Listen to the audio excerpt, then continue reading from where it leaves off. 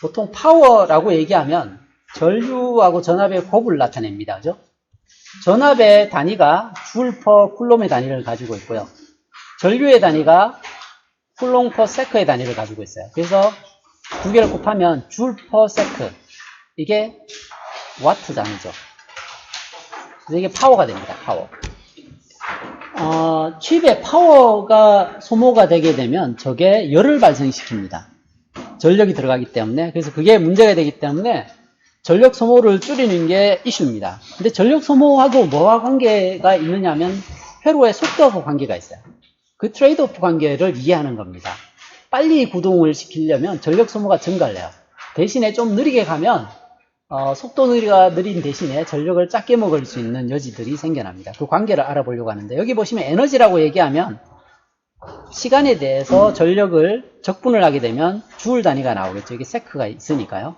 그리고 에버리지 파워라고 얘기하면 어떤 주어진 피어리드 동안 소모한 에너지로 평균 전력을 계산할 수 있습니다. 우리가 사용하는 그 회로 소자는 RLC 세 가지 소자가 있는데요. 이 세 가지 소자가 하는 역할들이 조금씩 달라요. 여기가 전하가 있고, 여기가 전압이 있고요. 여기가 전류고, 여기가 마그네틱 플럭스예요. 이 네 가지 물리량이 전기 시스템에 많이 쓰는데요. 레지스터는 전압과 전류 사이의 관계를 맺어줍니다. 이거 옴즈로 오죠. 옴의 법칙입니다. 레지스터는 전압하고 전류 사이의 관계인데요. 주어진 전압에서 전류가 얼마나 흘릴지 보통 정합니다. 보통 로직 회로에서 VDD는 고정되어 있죠. 그죠? 근데 저항을 얼마로 가져가느냐에 따라서 전류의 양이 조정되게 됩니다. 그리고 캐패시터는 전하를 저장하는 소자입니다. 요 식을 그냥 자세히 들여다보면 스토리지 소자라는 걸 쉽게 이해할 수 있습니다. 이거 마그네틱 소자는 논리회로에는 거의 안 씁니다. 대신에 IR 드랍할 때 이렇게 인덕턴스 때문에 생겨나는 딜레이 계산할 때는 사용하기도 하는데요. 대부분 인덕터 이펙트는 고려하지 않는 경우가 많습니다. 근데 인덕터는 이렇게 생각하면 돼요. 캐패시터는 저장하는 통 같은 거고요. 인덕터는 플라이휠 같은 거예요. 플라이휠이 뭔지 아세요? 한번 돌려놓으면 관성 때문에 계속 돌려고 하는 속성. 전류를 코일에 한번 흘리고 나면 그 전류를 세울 방법이 잘 없어요. 그래서 코일에 전류를 흘린 다음에, 코일에 전류를 흘리려면 코일 끝을 단락을 시키면 돼요. 숏을 시키면 전류가 쉽게 흐르거든요. 단락된 데를 딱 떼는 순간 전류가 서질 않아요. 그러면 임피던스가 굉장히 큰데 전류가 흐르죠. 그러면 전압 차이가 크게 발생합니다. 그래서 그게 부스팅회로 만들 때 그 테크닉을 많이 써요. 스위칭 가지고 코일에 전류를 흘렸다가 딱 단속시키는 순간 높은 전압이 올라가요. 그래서 그런 거 가지고 스파크 같은 거 일으키기도 하고요. 자동차 같은 데 보면 몇만 볼트 정도 되는 그 점화 플러그에 고전압을 만들어낼 때도 그런 방식을 써요. 플라이휠이 한번 돌려놓으면 서질 않기 때문에 오픈시켜도 전류가 밀고 올라가요. 전압이 얼마든지 상관없이 치고 올라갑니다. 그래서 그런데 많이 사용이 됩니다.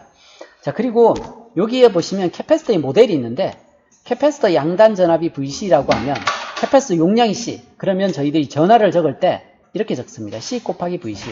전압을 이만큼 가하게 되면 이런 원통의 밑면적이 C라고 생각하면 높이 곱하기 밑면적을 하게 되면 부피가 나오죠. 이 부피가 전하량입니다. 그래서 이런 식으로 이해를 하고요.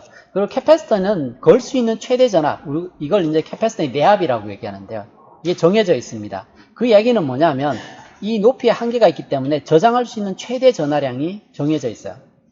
캐패시터의 크기에 따라서 내압이 다 다르고, 그 내압이 의미하는 바는 저장할 수 있는 최대 전하량이 주어져 있다고 알고 계시면 될 것 같아요. 그래서 여기에는 뭐냐면 캐패시터에 이렇게 차지가 쌓여있을 때 이 차지가 저장하고 있는 에너지의 양은 Q 곱하기 V, 이 정도의 에너지가 돼요. 원래 볼티지가 줄 퍼 쿨롬이고요. 전하가 Q이기 때문에 단위를 계산하면 이게 줄이 된다는 걸 알아요. 근데 2분의 1은 왜 붙을까를 한번 생각해 봐야 돼요. 2분의 1이. 자, 우리가 뒤에 나오나요? 네. 캐패시터에 전하를 쌓을 때 요걸 한번 생각해 봐요. 캐패시터가 전하를 쌓는데 전하를 이렇게, 이게 알맹이 공이라고 생각해 봐요. 봉을 밀어넣어서 이렇게 가득 채웠어요. 그러면 여기 전압이 Vc고요. 쌓여있는 전하량이 Q예요. 그러면 얘가 가지고 있는 에너지가 이 정도 돼요. 근데 얘가 공급한 에너지를 한번 봐요. 얘가 공급한 에너지는 실제로 전달된 전하의 양은 Q만큼 줬어요. 그리고 전압의 높이는 서플라이 전압만큼 이 정도 높이에서 공급했죠. 그죠? 그래서 공급한 에너지는 Q 곱하기 VC라 해야 돼요. 자, 이런 통에 저희들이 뭔가를 채울 때 원래 이만한 차지가 가지고 있는 에너지는 얘 곱하기 이만큼 에너지를 얘가 쏟아부으면 가득 차요. 그렇게 했죠. 그죠? 근데 저장이 에너지는 절반밖에 안 돼요. 나머지 절반은 어디로 갔어요? 이렇게 생각해봐요. 얘를 처음 채운다고 생각해봐요. 처음 채우면은 똑 떨어져서 얘가 가지고 있는 모든 에너지를 다 써버렸어요. 그럼 제로예요. 그쵸? 그 다음 또 떨어져요. 근데 조금 쌓이면 그 다음에는 조금 소모하고 나머지는 유지하고 있죠. 그리고 조금 더 오면 이때는 거의 다 저장하고 조금만 손해를 봐요. 높이가 똑같아지면 전혀 손해를 안 보죠. 그죠? 그래서 이게 무슨 의미냐면 이렇게 차지를 밀어서 채우는 동안 차징 하는데 이 에너지의 절반이 소모가 됩니다. 절반은 채우다 보면 없어져요. 왜냐하면 우리가 물을 붓더라도 이 높이에서 물을 부으면 물의 위치 에너지가 이만큼 있잖아요. 통에 이렇게 부으면 통에 떨어진 물은 에너지가 없어요. 물이 차오르죠. 그죠? 그러면 얘는 이제 에너지를 점점 가지게 돼요. 그래서 똑같은 에너지가 아니에요. 그래서 날아간 절반은 내가 이렇게 채우면서 어쩔 수 없이 바닥에 채워야 찰 거 아니에요. 그죠? 그래서 바닥에 떨어지면서 날아간 에너지예요. 그래서 그게 딱 반이에요. 반만 날아가고 반은 살아있습니다. 그래서 그게 여기 설명되고 있는 알피에로들은 딜레이에 대한 그 에너지에 대한 이야기들은 여기까지가 다 그예요. 여기가 결론이 이거예요. 공급한 에너지의 절반이 저장됩니다. 나머지 잃어버린 거는 그걸 채우려고 하다 보니까 어쩔 수 없이 공급해야 되는 에너지가 있어요. 그래서 공급은 QC만큼 하지만 실제로 저장되는 건 그 에너지의 절반만 저장할 수 있어요. 그래서 서플라이에서 공급한 에너지는 이만큼 된다는 얘기예요. 그렇지만 거기 저장되어 있는 에너지는 딱 그거의 절반이 저장이 됩니다. 캐패시터가 가지고 있는 에너지는 절반이 된다는 얘기가 여기까지 얘기입니다. 자, 그럼 저희들이 그 로직 게이트에서 생겨나는 전력 소모들을 어떻게 구분하는가에 대한 내용이 여기 나와 있는데, 보시면 첫 번째가 스위칭 전력. 여기에 스위칭 전력이 요 전력을 나타냅니다. 방금 봤듯이 한번 차징을 이게 로에서 하이로 차징을 하려면 서플라이가 공급한 에너지를 기준으로 해요. 이만한 에너지가 소모가 되죠. 차징을 할 때. 차징, 디스차징을 할 때마다 주기가 클락이겠죠. 그죠? 클락 주파수에 따라서 움직여요. 근데 클락이 바뀐다고 로직이 항상 바뀌진 않죠.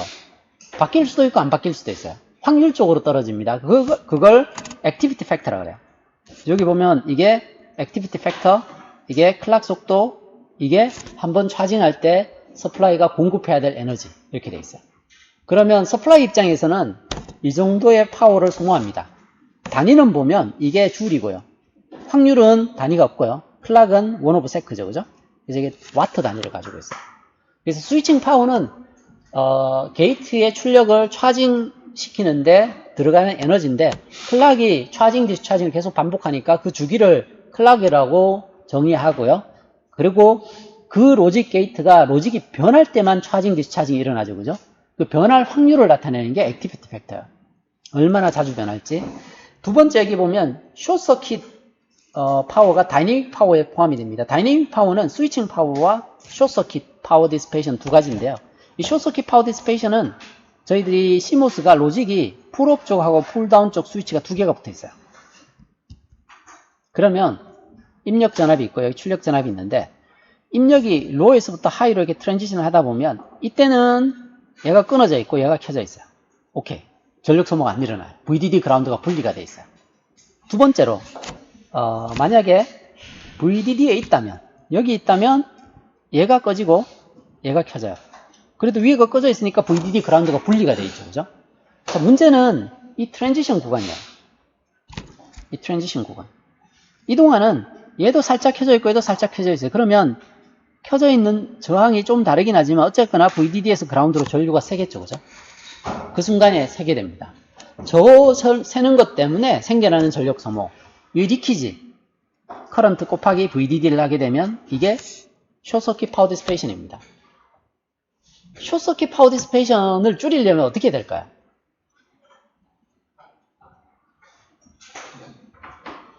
자, 가장 쉬운 방법이 여기 뭔가를, 이게 뒤에 달아오는 로드 캡이 있겠죠, 그죠? 로드 캡을 적당히 설계를 해 놓습니다.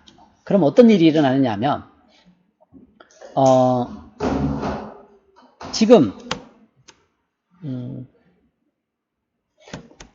처음에 로인 상태에 있으면 얘가 전화가 하나도 없는 상태예요. 이게 꺼져 있는 상태고요. 얘가 켜져 있는 상태예요. 자, 이 상태, 1번 스테이트에서 얘가 반대로 돼 있네요. 이 상태에 있으면 위에가 켜져 있어요. 위에가 켜져 있어서 이걸로 다시 하죠. 여기가 VDD로 차징이 돼 있어요. 이게 1번 스테이트에 있으면 이렇게 차징이 돼 있고요. 이런 상태에 있어요. 자, 그 다음 순간에 이게 트랜지션이 이렇게 일어나요. 이게 트랜지션 하는데 시간이 있겠죠. 그죠? 델타 T만큼 시간이 걸려요. 라이징 하는데. 그러면 이 순간을 한번 생각해 봐요. 이 순간에 트랜지스터가 켜지고 있어요. 그러면 여기 전압은 어떻게 될까요? 캐패시터가 좀 크면 여기를 계속 VDD로 붙들고 있겠죠. 그죠?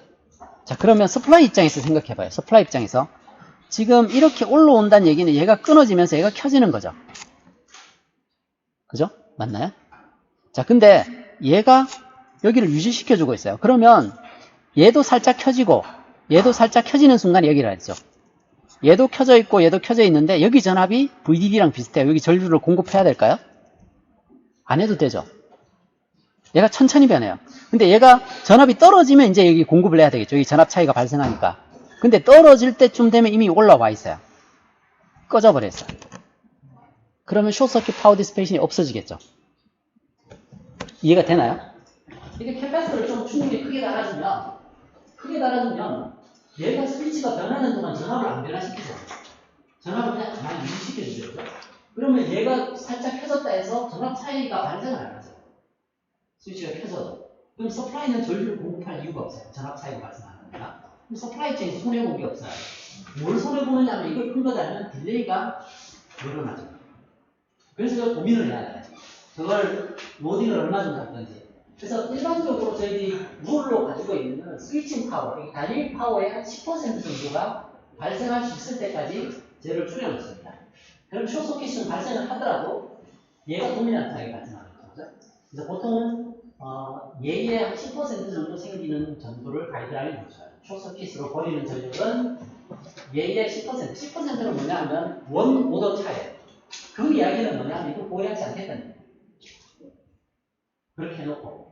그래서 숏서킷 파워 디스페이션을 그렇게 중요하게 여기지 않는 건 뭐냐면 적당하게 딜레이를 주면 다이내믹 파워가 거의 도미넌트야. 그래서 그렇게 설계를 합니다. 그래서 얘가 10대 1 정도 되게 맞춰놓으면 얘를 고려하지 않아도 돼요. 그 다음은 뭐냐 하면 스태틱 파워 디스페이션이 있는데 스태틱 파워 디스페이션은 저희들이 로직을 만들 때 수도 엠모스 같은 걸 만들 수가 있어요. 이건 뭐냐면 위에 항상 켜져 있는 트랜지스터를 달아요. 그럼 여기에 이제 저항이 항상 켜져 있는 저항이 달려 있는 것처럼 보이거든요. 그래서 A가 만약에 1이면 A가 0가 됩니다. 스위치가 켜져서 A가 0면 꺼져서 1이 됩니다. 그죠? 인버터죠. 그죠? 1일 때 0고 0일 때 1이 돼요. 자, 근데 0일 때는 얘가 꺼져 있어서 얘가 1이 되면 여기가 1, 여기도 1이기 때문에 전압 드랍이 없어서 전력 소모가 없는 상태죠. 근데 이 상태는 문제가 돼요. 얘가 켜져 있으면 얘가 ON이 돼 있어요. 그러면 여기 전압이 로우기 때문에 지속적으로 전류가 흐릅니다. 이 전류를 서플라이가 공급해야 되기 때문에 VDD 곱하기 여기에 I static current를 하게 되면 이게 static power dissipation이에요. I leak하고 VDD를 곱해진 게 저거예요. 그래서 이런 로직을 우리가 수도 nmos 로직이라고 해요. 그러니까 pmos를 안 쓰는 거예요, 실제로. pmos를 드라이브 하지 않는 거예요. 그러니까 nmos만 드라이브 하는 거죠, 이렇게. nmos. 말씀드렸듯이 풀업 스위치하고 풀다운 스위치는 중복되어 있는 구조죠, 그죠? 중복되어 있는 구조예요. 그래서 둘 중에 하나만 있어도 되는데 그랬을 때는 전력 소모가 증가하게 됩니다. 게이트를 N모스와 P모스 중에 N모스만 몰기 때문에 당연히 속도는 빨라집니다. 속도가 빨라지면 전력 소모는 증가하게 되어 있습니다. Static Power Dissipation이 이걸 나타내요. 뒤쪽에 있는 건 뭐냐 하면 컨텐션이라고 얘기하는 건 이런 거예요. 이게 트라이스테이트 버퍼 같은 것들을 이렇게 써서 먹스 만들 때 뭐 이 두 개 출력을 같이 타잉 시켜서 묶어 놓죠. 그죠? 묶어 놓는데 어떤 경우가 발생할 수 있느냐 하면 이 컨트롤 신호가 동시에 트라이스테이트 두 개를 이네이블 시켜놔요. 그리고 하나는 로우고 하나는 하이로 출력을 내게 만듭니다. 그럼 여기는 풀업 스위치가 켜져 있고요. 얘는 풀다운 스위치가 켜져 있어서 이렇게 전류가 흐르겠죠. 그죠? 저런 전류를 컨텐션 커런트라고 그래요. 컨텐션 커런트는 저런 박스 구조에서만 생겨나는 건 아니고요. 저희들이 지난번에 얘기를 드렸듯이 이 갱드 시모스 같은 경우에는 의도적으로 이 출력을 붙여가지고 서로 싸우게 만들어요. 이긴 놈이 로직을 결정을 하게 됩니다. 둘 중에. 그래서 저렇게 만들면 컨텐션 커런트가 흐르게 돼요. 근데 컨텐션 커런트가 흘려야 되는 로직들이 가끔 있어요. 특히 이제 아비터 회로 만들 때 보면 아비터는 시스템 성능을 결정하는 회로이기 때문에 보통 이 갱드 시모스 구조를 활용하는 경우가 가끔 있어요. 그러면 전력 소모가 증가해요. 대신에 얻는 베니핏도 있겠죠. 그죠? 그런 커런트를 우리가 컨텐션 커런트라고 해요. 컨텐션 커런트라고 얘기하면 출력 두 개가 부딪혔을 때 하나의 출력과 두 개의 출력이 동시에 같은 값이 나오면 문제가 안 돼요. 근데 서로 다른 값을 출력을 했을 때는 두 개가 서로 싸우죠. 그죠? 그 싸우면서 생겨나는 전력 소모를 컨텐션 커런트라고 해요. 이게 스태틱 커런트의 스태틱 파워 디시페이션에 해당합니다. 그래서 전체 파워는 다이내믹 파워와 스태틱 파워의 합입니다. 자, 여기에서 기억해야 될 내용은 자, 우리가 다이내믹 파워라 그러면 뭐를 얘기하는가? 첫 번째는 클락에서 생겨나는 스위칭 파워 도미넌트예요. 이건 차징 디스차징 하면서 생겨나는 파워. 그리고 또 한 가지가 숏서킷 파워였는데 대개는 숏서킷 파워는 다이내믹 파워, 스위칭 파워보다 작게 만들기 때문에 다이내믹 파워가 곧 스위칭 파워다 이렇게 보통 알고 있어요. 그리고 스태틱 파워는 수도 엠모스처럼 레이셔드 로직을 사용을 할 때 밑에 풀다운 스위치가 켜져 있을 때는 지속적으로 전력 소모가 일어납니다. 스위칭이 안 되더라도. 그래서 그 전력 소모를 얘기를 하고요. 컨텐션 커런트라고 얘기하면 출력 두 개를 서로 연결을 해서 출력이 서로 싸우도록 만들어서 전력 소모가 발생하게 하는 현상들을 나타냅니다. 그래서 토탈 파워는 이 둘의 합인데요. 대부분의 전력 소모는 제대로 설계가 되어 있다면 다이내믹 파워가 도미넌트합니다. 그리고 여기에는 마이크로 프로세서 중에 그러니까 요 프로세스의 전력 소모를 분석해 놓은 겁니다. 이 코어라고 얘기하는 부분이 ALU, 데이터 패스를 얘기를 해요. 그리고 여기는 패드 쪽, IO 셀이 먹는 전력이고요. 그리고 메모리 블락이 소모하는 전력이고요. 리키지로 버리는 전력입니다. 이건 어쩔 수 없이 버리는. 그리고 기타 정도 되는데 프로세서들이 대체로 전력 소모 분포를 저 정도를 가져가면서 쓰게 됩니다. 그래서 도미넌트한 게 코어셀하고 메모리가 도미넌트합니다. 리키지도 만만치는 않죠, 그죠? 리키지는 게이트를 사용하다 보면 이제 그 리크 커런트가 안 생길 수는 없기 때문에 이것 때문에 소모되는 전력이 꽤 됩니다. 여기 아래 보면 예제가 하나 있는데요. VDD가 1V고요. 게이트 랭스가 2람다가 50나노 정도 됩니다. 자, 여기에 트랜지스터를 10의 구승계 1기가 개수의 트랜지스터를 사용을 해요. 이 중에 트랜지스터 중에 5 곱하기 10의 6승계 5천만 개죠. 5천만 개는 로직 게이트로 사용됩니다. 나머지는 모두 메모리 블락이에요. 그래서 로직 게이트 아니면 메모리 블락으로 10의 9승계의 트랜지스터가 있어요. 여기서 로직 게이트는 게이트 위스, W 값이죠. 그죠? W 값이 12람다를 사용을 해요. 메모리는 4람다를 씁니다. 그리고 메모리는 여러 개 랭크로 나눠서 사용해서 이 액티비티 팩터를 메모리는 어느 맛까지 낮췄냐면 여기까지 낮췄어요. 0.02까지 낮췄습니다. 그리고 로직 게이트는 액티비티 팩터가 메모리보다는 커요. 0.1 정도 됩니다. 이게 로직이 변화할 확률을 나타낸다 그랬죠. 그죠? 액티비티 팩터는. 그리고 게이트 캐패시터는 1femtofarad per micrometer입니다. 1마이크로미터당 1femto 정도를 차지합니다. 게이트 랭스가 1마이크로일 때. 근데 이제 12람다 정도 되니까 좀 더 많이 되겠죠. 그죠? 이렇게 그 1마이크로당 정도 됩니다. 그리고 디퓨전 캡은 모스펫이 있을 때 이렇게 있으면 여기 게이트가 있으면 게이트에 생겨나는 캐패시터가 요 위트는 이 방향이죠. 그죠? 1 마이크로미터당 이 정도 되고요. 디퓨전 캡이 여기입니다. 소스나 드레인이 가지고 있는 캐패시터가 이 정도 됩니다. 0.8 femtofarad 곱하기 위트가 1 마이크로일 때 이 정도 된다. 이게 늘어나면 당연히 늘어나겠죠. 그죠? 이렇게 돼요. 그래서 와이어를 제외하고 클락 속도를 1기가로 동작을 시켰어요. 그랬을 때 전력 소모를 계산을 합니다. 어떻게 계산하는지 보면 일단 로직에 사용된 트랜지스터 개수는 5 곱하기 10의 6,000개가 사용됩니다. 나머지는 메모리에 사용된 소자입니다. 로직 게이트에 사용되고 있는 소자는 개수는 이만큼 되고요. 위트가 12람다입니다. 그래서 2람다가 50나노에 해당하니까 이렇게 하면 전체 게이트의 캐패시터 크기가 나와요. 로직의 캐패시터의 크기를 구할 수 있습니다. 그런데 트랜지스터 하나당 게이트 캐패시터하고 드레인, 디퓨전 캐패시터 하나씩 다 있죠. 그죠? 그래서 그게 붙어 있습니다. 그래서 이 정도가 전체 캐패시터에 해당합니다. 그래서 27나노 정도 돼요. 이 계산하면. 그래서 5 곱하기 10의 6승계가 가지고 있는 캐패시터를 먼저 계산합니다. 그리고 메모리도 마찬가지입니다. 나머지 디바이스는 메모리인데 트랜지스터 특성은 똑같아요. 게이트가 1femto/micrometer 그리고 디퓨전이 0.8 femto/micrometer 정도 됩니다. 그게 4람다, 게이트 위트가 4람다 정도 됩니다. 그러면 전체 캐패시터가 171나노 페럿 정도 됩니다. 그러면 다이내믹 파워 디스페이션, 스위칭 디스페이션은 액티비티 팩터 곱하기 캐패시터, 액티비티 캐패시터 곱하기 VDD. 원래 CVDD 스퀘어가 에너지였죠. 그죠? 거기에 클락을 곱하면 파워인데 거기 앞에 액티비티 팩터를 곱해 놓은 거예요. 그러면 전체 전력 소모를 구해낼 수 있습니다. 그래서 칩의 전력 소모를 추정하는 방법에 대한 내용입니다. 지금 여기 액티비티 팩터에 대한 얘기가 나왔는데요. 액티비티 팩터가 뭘 의미하는지 한번 볼게요. 액티비티 팩터는 로직이 얼마나 빨리 트랜지션 할 건지, 트랜지션 할 확률을 나타냅니다. 이거 보면 파워 디스페이션은, 다이내믹 파워 디스페이션은 로직이 변할 때만 발생을 해요. 그죠? 그래서 액티비티 팩터는 그 회로가 사용하고 있는 클락을 기준으로 로직이 변할 확률을 나타낸다고 되어 있습니다. 여기 보면 로직은 0 아니면 1입니다. 이게 트랜지션할 확률을 계산하는 건데요.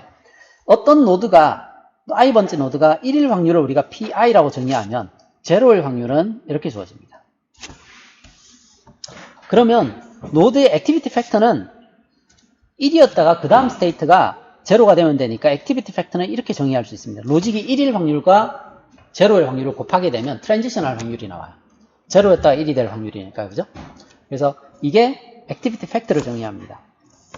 자, 그러면 예를 들어서 i번째 노드가 랜덤하다고 생각하면 equally probable 하면 당연히 이 노드가 1이 될 확률은 0.5가 되겠죠. 그러면 액티비티 팩터는 이거 계산하면 4분의 1이 되죠. 그죠? 2분의 1 곱하기 2분의 1. 그래서 어떤 노드의 로직이 랜덤하다고 하면 액티비티 팩터가 0.25가 됩니다. 자, 아래쪽에 보시면 어떤 게이트를 거쳤을 때 1이 될 확률이거든요. AND 게이트는 둘 다 1일 때 1이 됩니다. NAND 게이트는 어떻게 돼요? 둘 다 1인 경우에 여집합이죠. 그죠? 이게 NAND 게이트입니다. OR 게이트, 노아 게이트 한번 봐요. 노아 게이트는 둘 다 제로일 때 1이 됩니다. OR 게이트는 그것의 여집합입니다. 그래서 게이트들마다 1이 될 확률이 어떻게 되는지를 여기 보여주고 있어요. 그러면 이 기준을 가지고 이 액티비티 팩터를 이렇게 연결되어 있는 회로에서 찾아내려고 합니다. 여기에서 입력은 equally probable 합니다. 그래서 1이 될 확률이 다 2분의 1로 가정합니다. 몽땅. 자, 그러면 이 노드가 1이 될 확률이 얼마가 돼요? 낸드 게이트가. 입력이 두 개가 들어오니까 네 가지 케이스가 있죠. 그죠? 얘가 2분의 1, 2분의 1의 여집합이라 했죠. 네 가지 중에 세 가지가 1이 될, 네 가지 중에 여기 요거죠. 그죠? 세 가지가 1이 될 확률이니까 얘가 이게 4분의 3입니다. 4분의 3을 어떻게 계산하느냐 하면 앞에서 요 식을 씁니다. 낸드 게이트가 각각이 2분의 1이에요. 1-의 2분의 1 곱하기 2분의 1. A, B가 equally probable이죠. 그죠? 그러면 얘가 4분의 3이 나옵니다. 그래서 여기가 1이 될 확률이 3 나누기 4예요. 그럼 액티비티 팩터는 얼마예요? 이렇게 되죠. 1이 될 확률이 4분의 3이고요. 0이 될 확률이 4분의 1. 그러면 16분의 3이 액티비티 팩터가 돼요. 여기에. 그죠? 그리고 여기도 마찬가지로 3 나누기 4가 되고요. 액티비티 팩터는 3 나누기 16이 됩니다. 똑같은 게이트. 여기 어떻게 될까요? 이 노아 게이트죠. 노아 게이트. 노아 게이트에 1이 될 확률이 어떻게 돼요? P의 바 A 곱하기 P의 바 B. 이게 1이 될 확률이죠. 노아 게이트. 자, 얼마가 돼요? 액티비티 팩터. 여기 1이 될 확률이 얼마가 되죠? 이거의 바 곱하기 이거의 바. 이렇게 되죠. 맞나요? 1이 될 확률이 이거예요. 그러면 액티비티 팩터는 어떻게 돼요?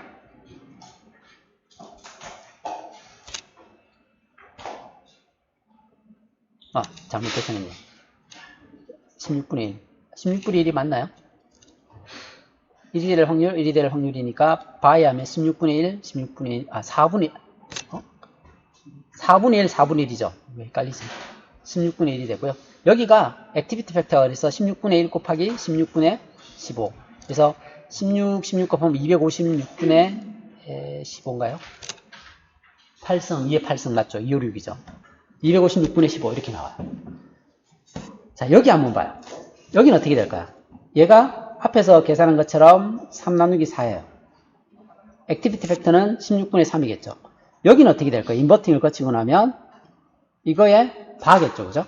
그러면 1 over 4. 액티비티 팩터는 여기가 2개 곱하면 3 나누기 16이고요. 여기도 보시면 4분의 1 곱하기 4분의 3이 이게 똑같아요. 얘하고 얘의 액티비티 팩터는 같아야 되겠죠. 그래서 인버터니까. 바뀌면 바로 바뀌잖아요. 그래서 액티비티 팩터는 동일합니다. 여기에서는. 그래서 어떤 게이트에 인버터를 거치면 여기하고 여기도 마찬가지 액티비티 팩터가 똑같아요. 인버터는 액티비티 팩터를 변화시키진 않아요. 다른, 여기에 낸드 게이트 하나 더 거치면 어떻게 돼요? 얘는 확률이 2분의 1. 얘는 4분의 1. 얘가 4분의 1이고 얘가 2분의 1이면 얘는 어떻게 돼요? 얼마가 돼요?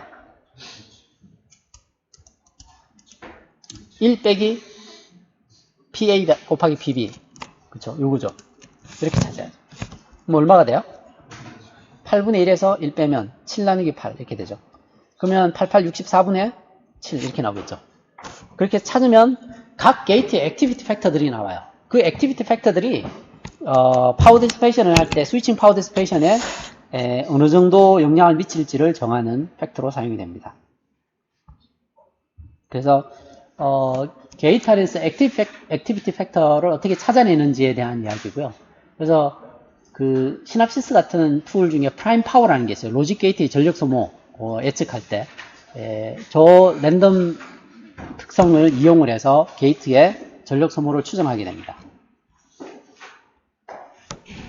자, 오늘 마지막 주제일 것 같은데요.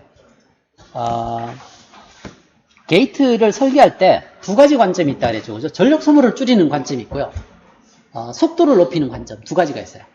근데 옵티멀 딜레이를 가지도록 하는 설계 방법을 지난번에 배웠죠. 로지컬 에포트 가지고 옵티멀 속도를 가지는 로직 게이트 설계하는 방법. 게이트 사이즈 모든 패스 로지컬 에포트의 패스 개수만큼 루트를 취해서 옵티멀한 패스 딜레이를 찾아내잖아요. 패스 에포트를 디자인을 해요. 그거 설계하는 게 딜레이를 가장 줄이는 설계 방식이에요. 근데 거꾸로 얘기하면 그렇게 설계했을 때가 전력 소모가 최대가 되게 설계하는 거예요. 자, 딜레이를 최소가 되게 하는 설계를 하다 보면 결과적으로 에너지 소모가 제일 많아지는 방향으로 설계를 하는 거예요. 그러면 설계할 때 디자이너가 고민해야 되겠죠. 그죠? 딜레이를 좀 허용하고 내가 속도를 최대한 끌어올릴 수 있지만 그거에 몇 퍼센트 깎아내고 전력 소모를 좀 줄이는 게 나을 수도 있잖아요.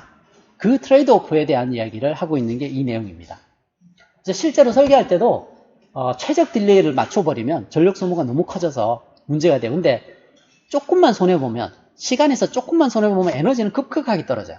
어떤 커브를 나중에 커브를 한번 그려보면 알겠지만 옵티멀 딜레이로 가면 에너지가 급격하게 커져요. 근데 조금 포기하면 에너지가 쉽게 떨어져요. 그래서 설계치를 할 때 항상 제일 좋은 점 이걸 잡으면 안 돼요. 살짝 손해보는 지점을 선택을 했을 때가 에너지 소모와 딜레이 입장에서는 최적 포인트가 나옵니다. 근데 그건 뭐 항상 답이 있는 건 아니지만 패턴을 보고 적당한 위치를 선택을 해야 되는 문제거든요. 자, 그래서 저희들이 딜레이를 최소화시키는 건 알아요. 어떻게 하는지. 그러면 전력 소모는 어떻게 하는지를 한번 보려고 합니다. 전력 소모를 계산을 할 때 저희들이 그 로지컬 에포트가 뭔지 알고 있어요. 그죠? 여기 GJ라고 되어 있는 게 이겁니다. 그리고 패러스틱 딜레이가 뭔지를 알고 있어요.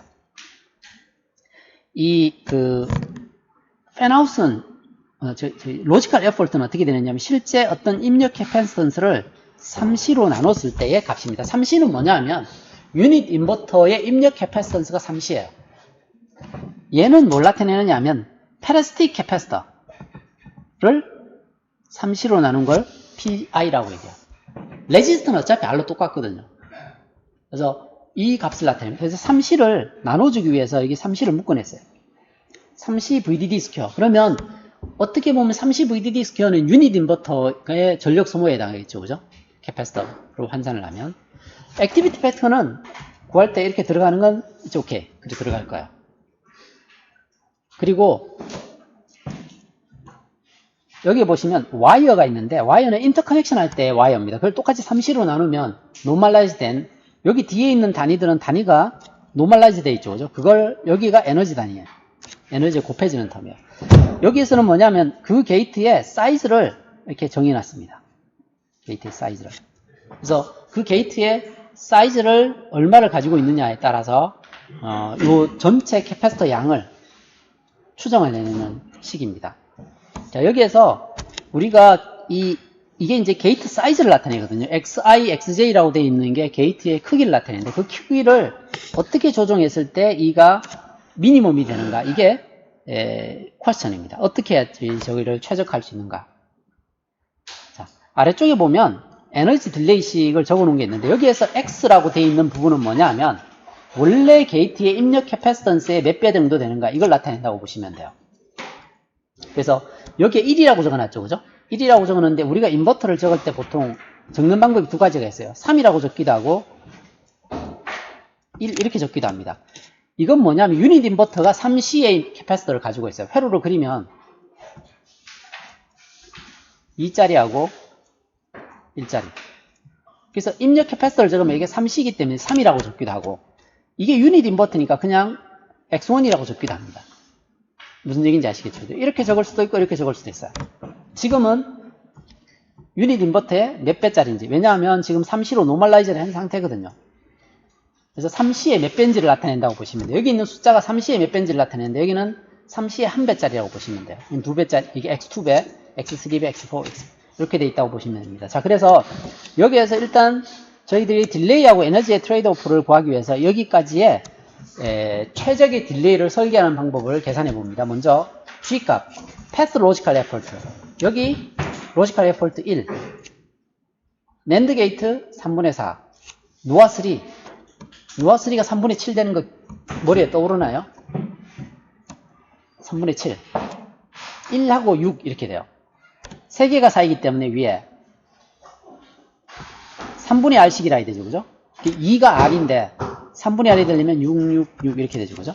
그 아래쪽은 1짜리예요. 그래서 하면 얘가 7이 나와요. 6하고 7이 NMOS 1, PMOS 6. 그래서 캐패시터가 7이 나오죠. 그죠? 7배가 나옵니다. 근데 가만 생각해보면 저 PMOS를 진짜 끌고 가야 되나 고민이 많이 되죠. PMOS가 굉장히 벌키해요. NMOS에 비해서.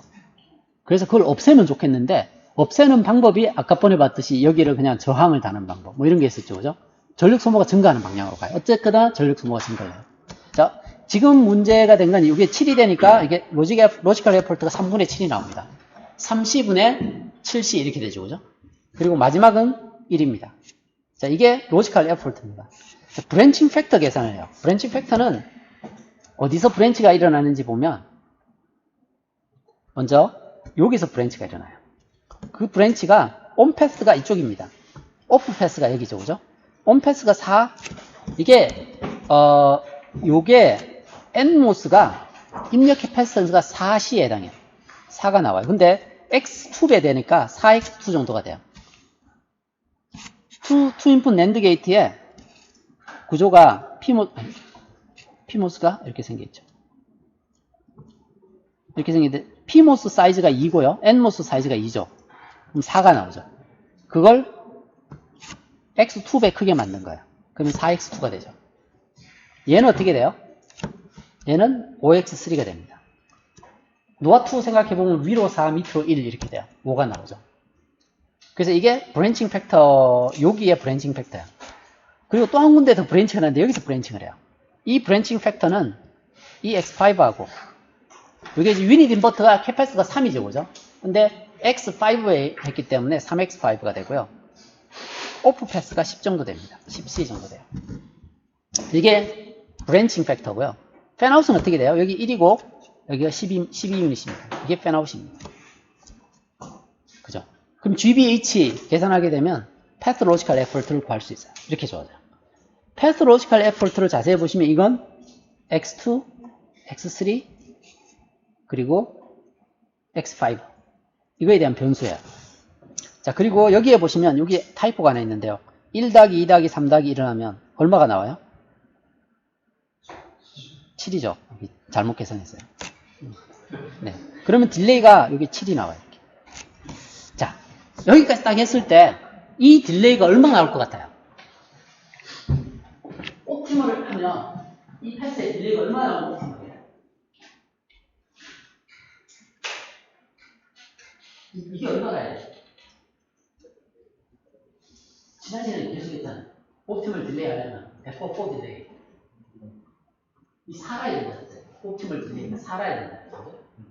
그럼 이게 16이 나오고 7을 더하면 23 정도 되죠? 23일 때가 최적 딜레이예요. 23이 되도록 이걸 설계하면 돼요. 이렇게 갔을 때 로지컬 에포트 1, x5분의 12 했을 때가 4가 나오면 되죠. 맞나요? 그러면 이거 찾을 수 있죠. x5. 찾고 여기도 로지컬 에포트 4 나오도록 이걸 찾아내고요. 여기도 4 나오게 설계하고 왜 3인지는 지난번에 얘기했죠. 그죠? 이게 4가 나오고 할 때가 4 나왔을 때가 최적의 딜레이에 가까웠어요. 원래는 3.5인 뭐 이렇게 나왔죠. 그죠? 근데 4 쓴다 했죠. 4. 그래서 4를 썼을 때 얘도 4가 되고 얘도 4가 되고 얘도 4가 되고 얘가 4가 됐을 때 계산하면 이 x값들이 다 정해지죠. 그죠? x값들이 다 정해지고 나면 거기에서 1이 될 확률을 찾아서 액티비티 팩터를 다 찾을 수 있죠. 액티비티 팩터하고 x값들이 찾은 값을 다 집어넣으면 에너지 소모가 얼마인지 나오죠. 자, 옵티멀일 때 에너지 찍어요. 자, 그 다음에 4가 옵티멀인데 내려갈 수도 있고 올라갈 수도 있어요. 근데 대부분 게이트를 키우니까 얘를 4 말고 4.5를 해봐요. 4.5를 하면 여기 4.5, 4.5, 4.5, x가 다 되시죠. 그죠? 또 집어넣어요. 에너지 계산해봐요. 그러면 4일 때 4.5는 딜레이가 늘어나죠. 4일 때 4.5일 때 5일 때 5.5일 때 그려보면 얘가 에너지가 급격하게 떨어져요. 그리고 더 키워봐야 딜레이를 더 줘봐야 에너지의 이득 보는 게 너무 작아요. 그러면 에너지 이득을 최대한 많이 보는 데까지는 내가 딜레이를 양보하죠. 그죠? 양보해서 그 딜레이가 되도록 설계해요. 그게 파워하고 딜레이의 트레이드오프 하는 방식입니다. 그래서 지난 시간에 배웠을 때는 제일 빠른 케이스가 23 정도, 23만 446에 치면 23 정도 되고요. 23을 설계가 해서 나오도록 설계하는 게 지난 시간에 배운 거예요. 이게 딜레이를 최적화하는 거예요. 근데 이제 어떤 경우에는 그게 필요할 때도 있죠. 그죠? 전력 소모 크더라도 빨리 계산해야 될 필요가 있는 경우가 있어요. 그런 경우는 그렇게 설계해요. 근데 대개의 경우는 그것만 생각하다 보면 전력 소모가 너무 커지는 경우가 생기죠. 그죠? 그러면 이제 생각을 해봐야 돼요. 내가 딜레이를 좀 양보하고 파워 소모를 좀 줄이는. 그러니까 왜냐하면 이 끝에 리를 붙이다 보면 내가 전력 소모가 이렇게 리니하게 떨어지면 사실 그렇게 할 필요가 없어요. 거의 익스포넨셜 이렇게 감소를 해요. 그래서 급격하게 올라가는 데를 피해서 딜레이를 이만큼 양보하고 나서 뒤에 뭐 효과가 별로 없으니까 그만큼 양보하고 전력 소모를 줄이는 방식의 설계 방식을 설명하는 내용입니다. 그래서 이번 시간에는 그 로지컬 에포트와 더해서 파워 디스패션들을 어떻게 최적화해 가는가에 대한 내용.